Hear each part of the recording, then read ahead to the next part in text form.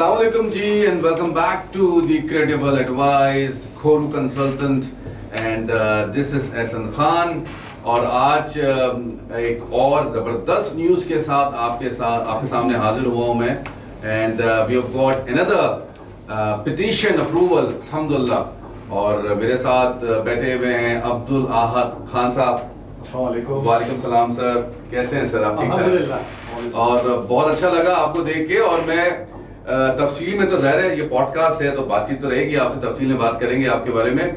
लेकिन मैं इनसे ये कह रहा था, ये जब आए थे मेरे पास, जब भी आपको याद होगा मैंने आपसे कहा था कि इनको देख के मुझे लगता है कि जैसे कोई मेरा दोस्त है। मतलब मुझे क्लाइंट वाली फीलिंग नहीं आती इनको देख के। तो क्योंकि माशाल्लाह he is a very pleasant personality अल्हम्दुलिल्लाह। तो सर बहुत बहुत मुबारक हो आपको एक दफ़ा फिर हमारी तरफ से। थोड़ा सा बताइए अपने बारे में लोगों को कि क्या आपकी बैकग्राउंड है, शुरुआत की सारे जर्नी थोड़ा सा शेयर करें अपनी सर। करंटली मैं रिस्क मैनेजमेंट के शोबे से वाबस्ता हूँ और I am working as head of risk management in housing finance company in Pakistan. और तकरीबन 20 साल का मेरा फाइनेंशियल सेक्टर का एक्सपीरियंस है with different multinational and national companies. तो ज़्यादातर क्रेडिट रिस्क मैनेजमेंट में काम और फाइनेंशियल मैनेजमेंट में रहा है। तो इसी बेस के ऊपर मैंने अप्लाई भी किया था।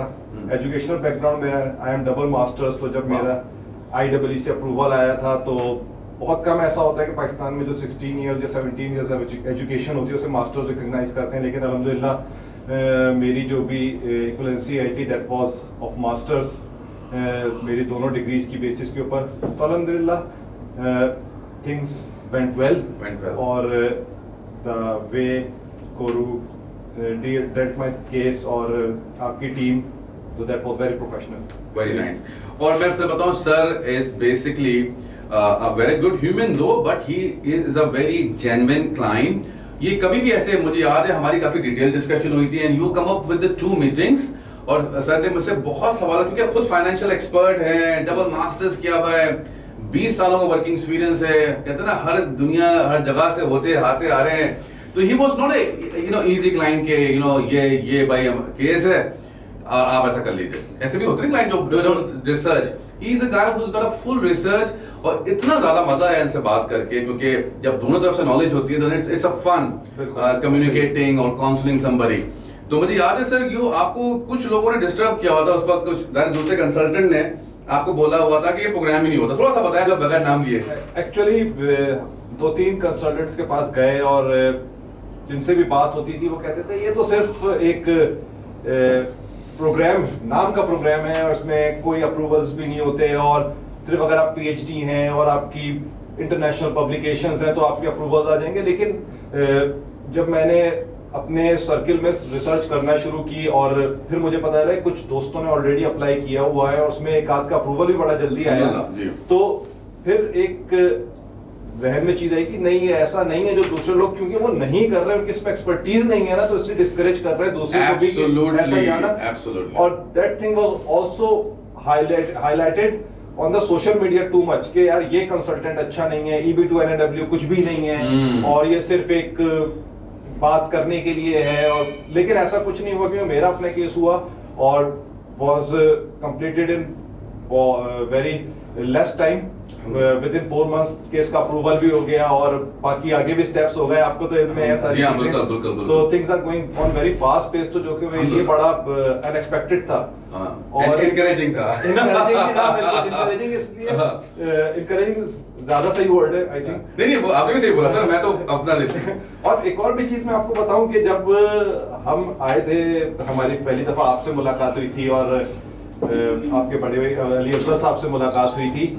तो जब हमने उनके सामने केस प्रेजेंट किया था ना कि ये हमारे डॉक्यूमेंट्स हैं और we have complete set of documents, तो अली साहब वाज द वन जिन्होंने मुझे इनकरेज किया कि यू शुड गो। अगर कोई कुछ भी कह रहा है कि नहीं हो सकता, नहीं है, नहीं होगा, कह रहे करके पछताने से बेहतर है दादा कि ना करके पछताए बंदा। तो वो वाली बात है।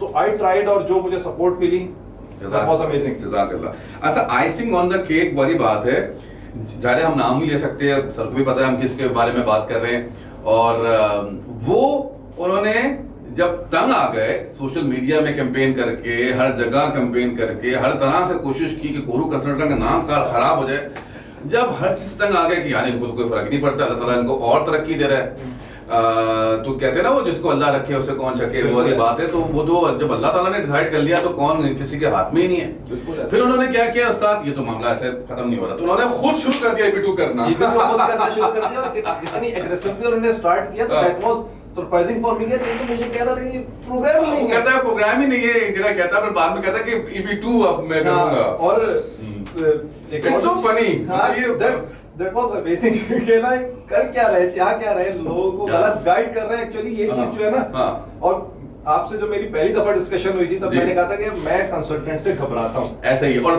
2-3 दोस्त हैं आपके, बिल्कुल, ये तो खुद अकेले ही माशाल्लाह काफी हैं, इनको अकेले किसी की जरूरत नहीं है।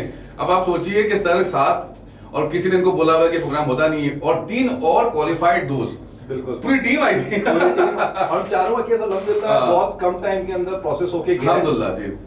बाकियों का रिजल्ट अवेटेड है मेरा, ये तो नसीब की बात है, फॉर्चूनेटली अच्छा टाइम से आ गया, and they are waiting for their result, और होपफुली कि अच्छा ही होगा, they have good skill set, good background जी, तो उम्मीद यही है कि अच्छा ही होगा।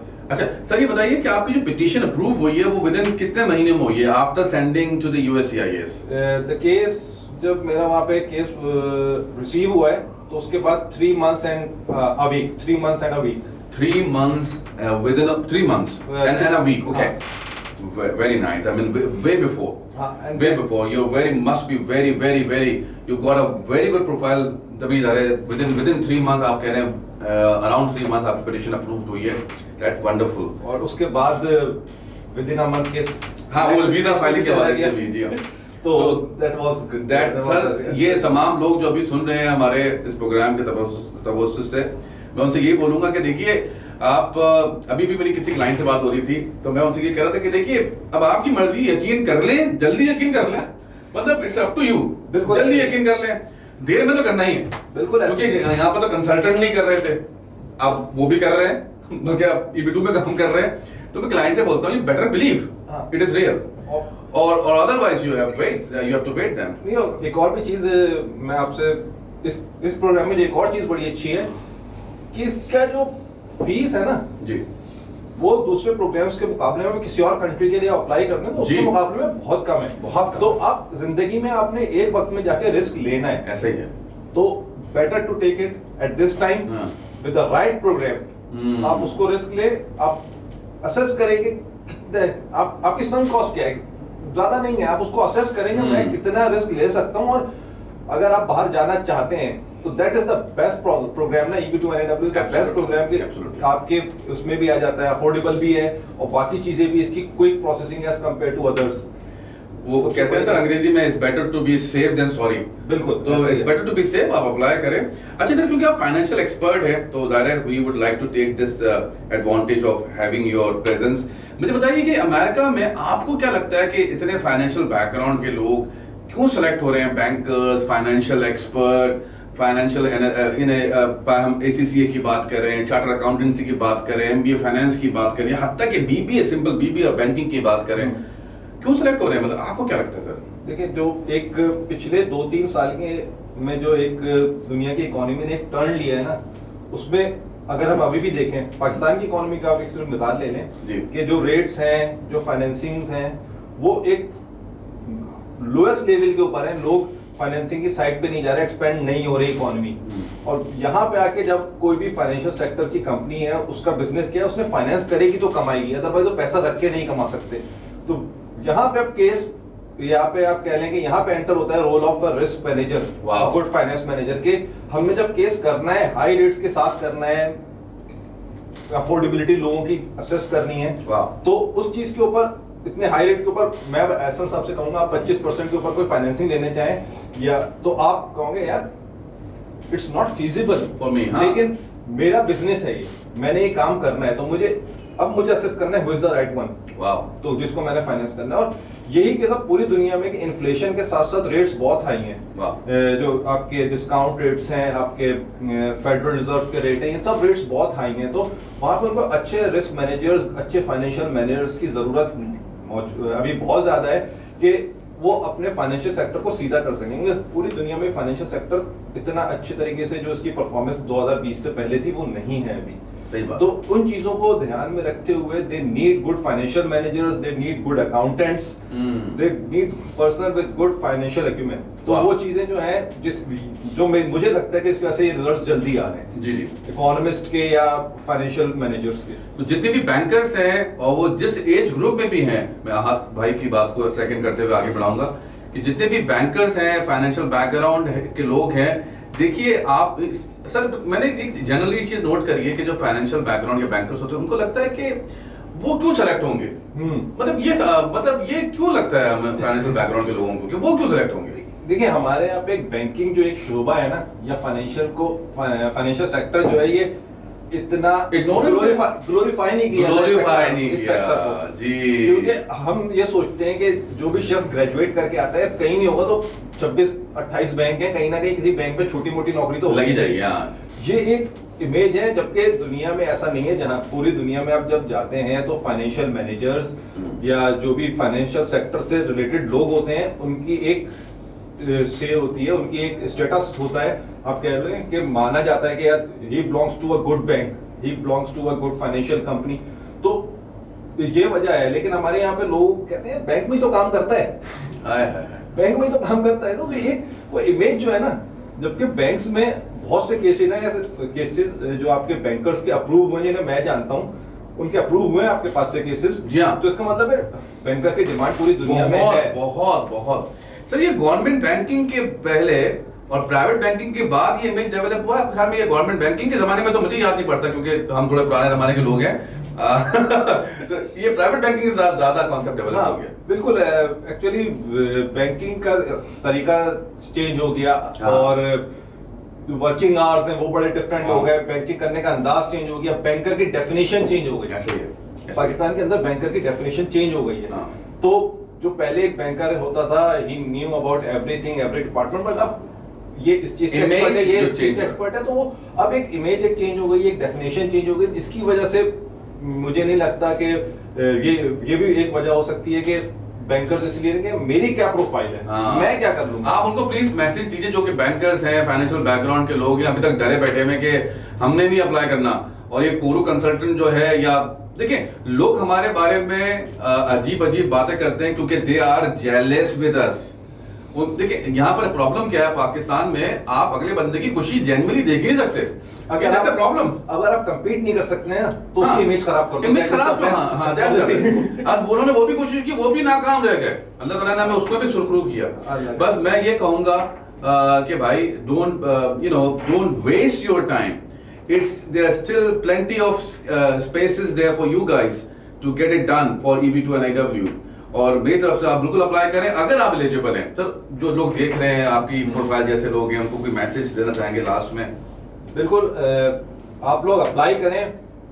देखिए अप्लाई करना बेहतर है, क्योंकि अगर थोड़ी सी आप रिसर्च खुद भी कर लें। देखिए मैं ये नहीं कहता कि मैं सही कह रहा हूँ या बाकी लोग गलत कह रहे हैं, लेकिन थोड़ी सी आप रिसर्च करेंगे ना तो आपको पता चलेगा फाइनेंशियल मैनेजर्स का एक ग्रोथ रेट जो असेस कर रहा है ना वहाँ bureau of labour statistics of USA, that is around 17% in the next 10 years. सही, दोबारा एक्सप्लेन कीजिएगा क्योंकि काफी लोग समझ नहीं पाएंगे इस बात को।